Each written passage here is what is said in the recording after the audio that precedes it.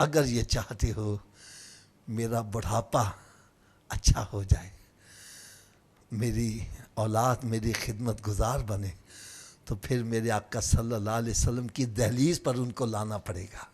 پھر سرکار صلی اللہ علیہ وسلم کا لایا ہوا دین ان کو سکھانا پڑے گا، ان کو حافظ قرآن بناؤ، عالم دین بناؤ، ان کی تربیت کرو، ان کو نمازی بناؤ۔ بلکہ اگر سچی بات کہہ دوں، نیک اولاد تو اتنا بڑا سرمایہ ہے، اتنا بڑا سرمایہ ہے کہ میرے آقا صلی اللہ علیہ وسلم نے ارشاد فرمایا جب بندے کا انتقال ہو جاتا ہے اس کا نامہ اعمال بند کر دیا جاتا ہے۔ جیسے ہم ایگزامینیشن ہال میں بیٹھتے ہیں، کوشچن پیپر ملتا ہے، اس پہ لکھا ہوتا ہے ٹائم الاؤڈ 3 hours، بندہ پیپر حل کرنا شروع، 3 گھنٹے کے بعد آواز آتی ہے stop writing, the time is over. اب آپ اس پیپر میں نہ کچھ کمی بیشی کچھ نہیں کر سکتے، بس یہی سمجھو کہ جب موت آ جاتی ہے تو بس حکم ہوتا ہے اسٹاپ رائٹنگ، بس اب نامہ اعمال بند کر دیا گیا ہے۔ لیکن میرے آقا صلی اللہ علیہ وسلم نے ارشاد فرمایا جو بندہ چاہتا ہے کہ مرنے کے بعد بھی اس کی نیکیوں میں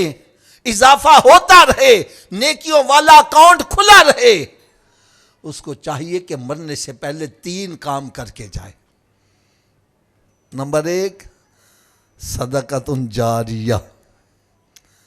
مسجد سے مرنے سے پہلے مسجد بنا جائے، مدرسہ بنا جائے، مسجد بنا دیا، مدرسہ بنا دیا، وہاں پر لوگ عبادت کریں گے، جتنا ان کو ثواب ملے گا اتنا اس کو بھی ثواب ملے گا، اگر یہ انتقال کر جائے تو قبر میں بھی ثواب پہنچتا رہے گا۔ دوسرا فرمایا علم نافع، نفع دینے والا علم، مرنے سے پہلے کسی کو قرآن حفظ کرا گیا ہے، قرآن پڑھا گیا ہے، مرنے سے پہلے کسی کو نماز ہی یاد کروا گیا ہے، مسجد میں داخل ہونے کی دعا یاد کروا گیا ہے، اب خود تو مر گیا، خود نے نیکیاں کر رہا، لیکن وہ نیکیاں کرنے والے، وہ قرآن پڑھنے والے جو چھوڑ آیا ہے، وہ زمین پر قرآن پڑھیں گے، ثواب اس کو قبر میں پہنچتا رہے گا۔ تیسرے نمبر پر فرمایا ولد صالح، نیک اولاد چھوڑ جائے۔ نیک اولاد ماں باپ کے لیے کتنا بڑا سرمایہ ہے، فرمایا نیک اولاد زمین پر نیکیاں کریں گے،